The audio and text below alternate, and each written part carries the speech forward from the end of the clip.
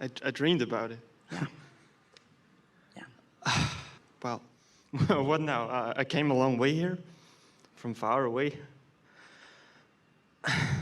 And what I wanted mostly to ask about is, for my age, young, I'm sorry, I don't want to offend anyone,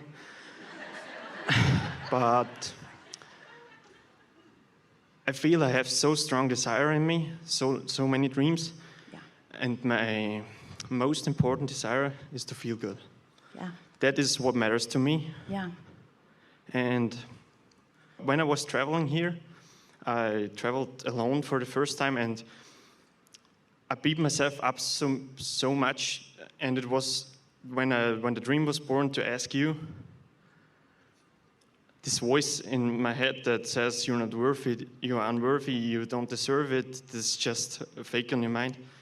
And I wanted to ask you how to improve on that and how to let myself be me. Because my friends and around me, they don't believe in this stuff, and I'm kind of the only one to do it. I kind of feel like in my surroundings, I'm the only one to practice deliberate creation. Well, let's start with something that really matters a lot, because you've said something so important, and this is going to be such a wonderful, important conversation for a lot of others too.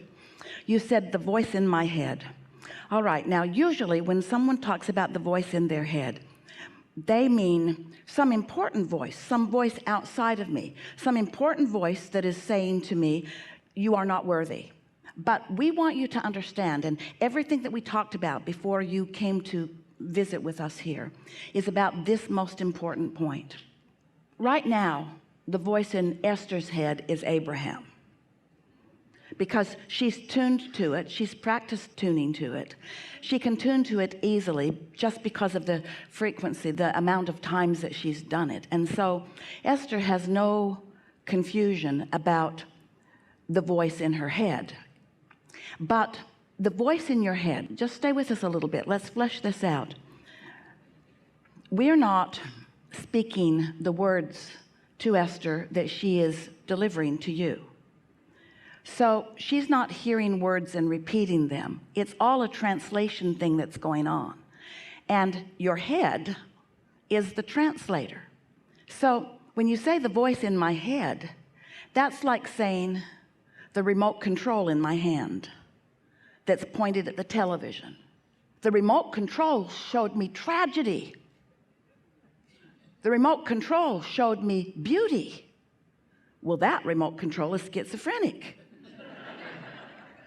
Your head can tune to who you really are and what you really know, or it can tune to the story that others have told about themselves that you have superimposed over yourself. We can feel there's no one who's been hard after you during your life. No one has made you insecure, but you have been, because you're a teacher to the core of your being, you have been an avid student of life. So you're watching lots and lots of things. But like most people, as we were saying earlier, what you're watching are the manifestations that are being produced by people without really understanding the underlying vibrational combining. Esther was talking to a friend recently, and she was talking about the difference between the mix of vibrations when she's talking to this one person, and then when that person enters, the mix changes, and when those people enter, then the mix changes still, so that there's a constant changing mix of vibrational frequencies and behaviors that you are often responding to. And over time you begin to mimic a lot of that and call it the voice in your head. So recently we began talking about being under the influence. Under the influence of what? Under the influence, tuned in, tapped in, turned on to my broader perspective, my inner being, my source, my Abraham, or being tuned in to the frequencies of what's going on in the political world or the television world, or even what's happening in the neighborhood. In other words, there's a lot going on. And the voice in your head you can't just say the voice in my head without defining. The voice in my head after meditation is one voice. The voice in my head in the middle of a bar fight is something quite different. The voice in my head when somebody who doesn't understand the laws of the universe is talking about the injustices of the world.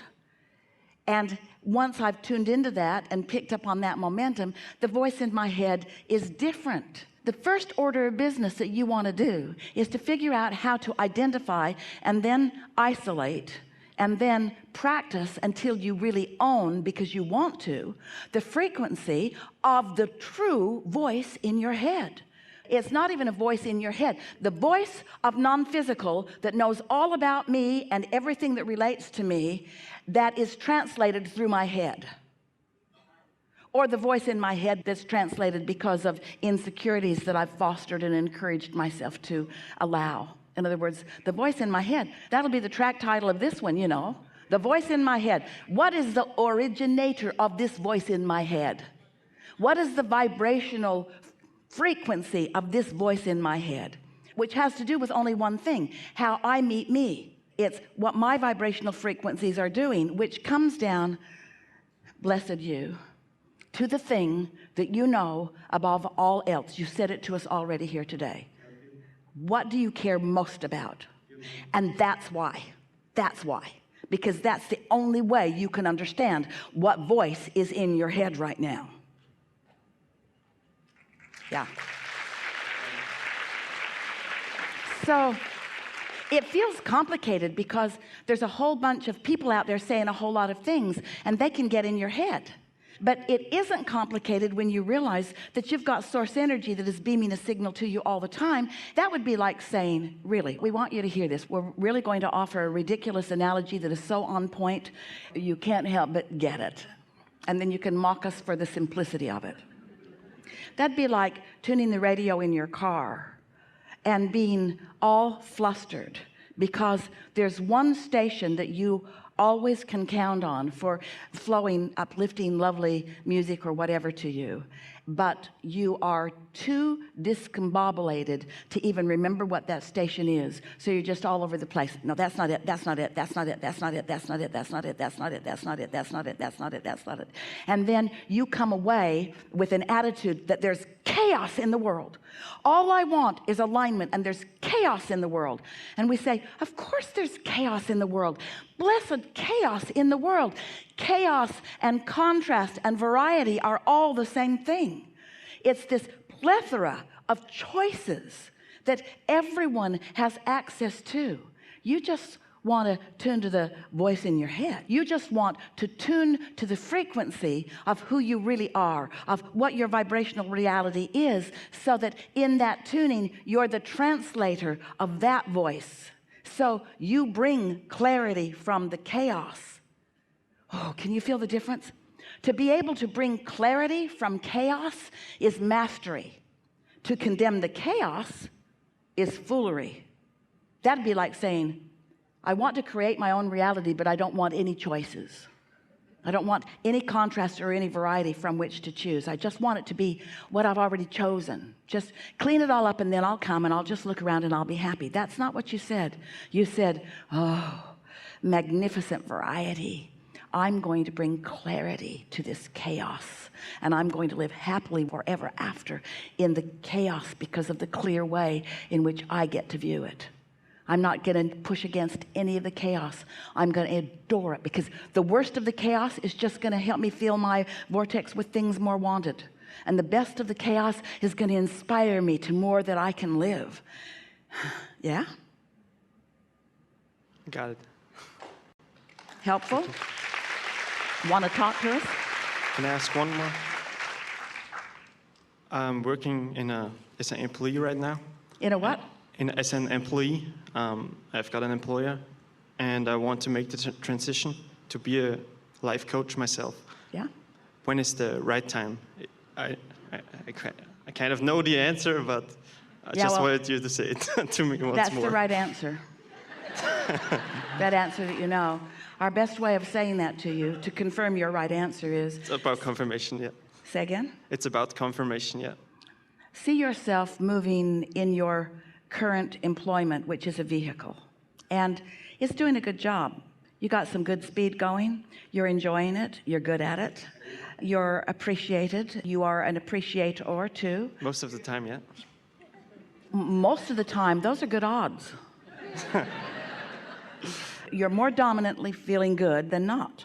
So you're moving along in this vehicle, and at some point, not quite yet, another vehicle will be right there, and you'll look over, and it's just gonna look so really good. And it's gonna be moving at so slightly a faster speed than you are that you've got time to make the jump over into the new vehicle. And then off you're gonna go. And it's gonna be even more pleasing than the last one for a little while. And then you're gonna look over. Not because you're dissatisfied over here, but because there's something more satisfying over here. Because your vortex is full of the next vehicle and the next one and the next one and the next one and the next one regarding everything. So you just look over and then you just say, oh, and then off you go for a little while. And then there's another, and then another, and then another, and then another, more and more and more. You see, perhaps we shouldn't tell any of you this. I have to really consider who you are to make sure that if we tell you this, that it will be all right with you, because you will be able to understand what we really mean when we say it. We want no misunderstandings about this. All right, you're good. In your vortex is what, from where you stand now, the supersonic, supersonic, supersonic, over the moon, off the charts, incredible, knock your socks off vehicle of all vehicles. It's in your vortex, but it's not your next vehicle. You okay? Yeah. But because you want right now to move to the final vehicle, to the one that you really mean, but because you're not vibrationally ready for it, by wanting to make a bigger jump than you are vibrationally ready to make, then you introduce more resistance, and then you can't even find the next one or the next one or the next one. And then what happens next is, then you start justifying why you want this vehicle by pointing out stuff that's not good with this one.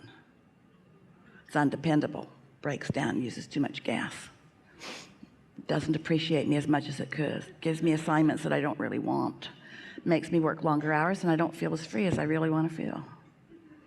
Doesn't fulfill my life intention. Nothing is ever going to fulfill your life intention, because your life intentions are going to continue to evolve. It's the next and the next and the next and the next and the next and the next and the next, you see.